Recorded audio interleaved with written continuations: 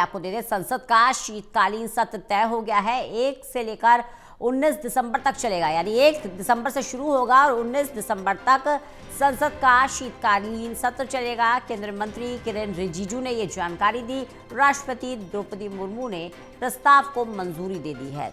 तो संसद का शीतकालीन सत्र कब होगा, ये समय तय हो चुका है। 1 दिसंबर से इस सत्र की शुरुआत होगी और 19 दिसंबर तक ये सत्र चलेगा। कई महत्वपूर्ण बिल हैं जिन्हें संसद के पटल पर रखा जाना है। कई महत्वपूर्ण विषय हैं जिन पर चर्चा हो रही है। केंद्रीय मंत्री किरेन रिजिजू ने ये जानकारी दी। संसदीय कार्य मंत्री हैं किरेन रिजिजू, जिनकी तरफ से जानकारी दी गई है। हमारे साथ हमारे एसोसिएट एडिटर प्रदीप कुमार जुड़ गए हैं ज्यादा जानकारी के साथ।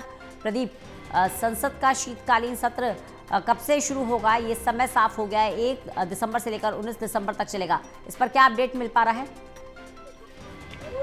देखिए, बिल्कुल संसद के शीतकालीन सत्र की तारीखें तय हो गई हैं। 1 से 19 दिसंबर तक संसद का सत्र चलेगा और इसकी जानकारी देते हुए केंद्र में संसदीय मामलों के मंत्री किरेन रिजिजू ने एक ट्वीट किया है। इसमें जानकारी दी है। इसमें 1 दिसंबर से 19 दिसंबर तक चलने वाली इस सत्र के दौरान कुल 15 बैठकें होंगी। तो सत्र में सरकार 129वां और 130वां संविधान संशोधन बिल, इसके अलावा जन विश्वास और इंसाल्वेंसी बिल जैसे अहम विधेयक पेश कर सकती है, जानकारी मिल रही है।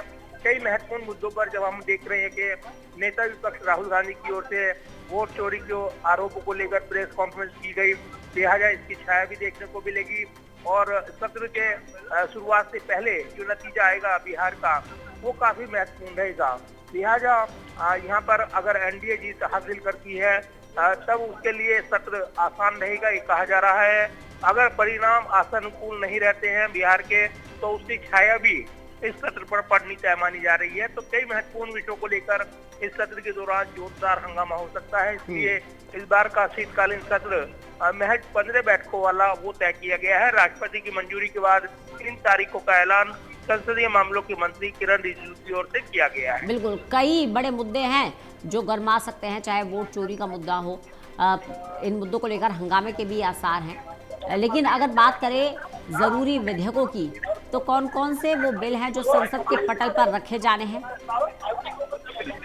देखिए, कई महत्वपूर्ण विधेयक सरकार इस सत्र के दौरान पारित कराना चाहेगी और जिस तरीके से बिहार विधानसभा चुनाव के परिणाम इस सत्र पर असर उसका देखने को मिलेगा, तो विपक्ष सरकार को घेरने की योजना बनाएगा। खासतौर से जब देश में 12 राज्यों और केंद्र शासित प्रदेशों में मतदाता सूची में विशेष पुनरीक्षण यानी एसआईआर का ऐलान चुनाव आयोग की ओर से किया गया है।